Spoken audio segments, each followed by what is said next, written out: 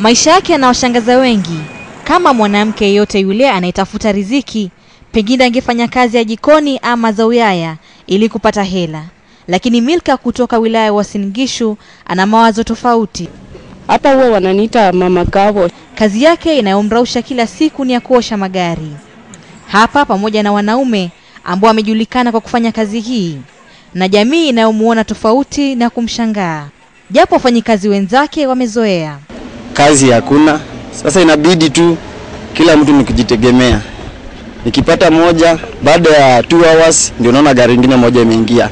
Sasa itabidi tu hiyo mama hata yeye nayo akae kando tu ajipange.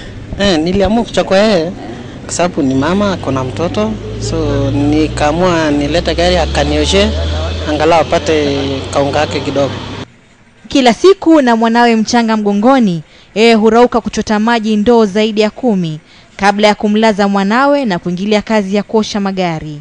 Kwa siku angalau kila gari shilingi 60. Kujifungua nilikuwa nimetoka hapa hivi kama nimeosha basi. Nikaenda na nikajifungua.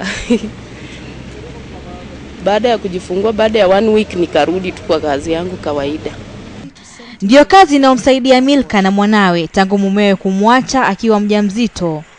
Hakuwa na kisomo cha kumsaidia apate ajira. Aliolewa mapema umri wa miaka 14. Lakini hiyo haijamvunja moyo kung'ang'ana kumlea mwanawe Michelle na kutazamia maisha mazuri baadaye. Agnes Penda, KTN leo Jumamosi.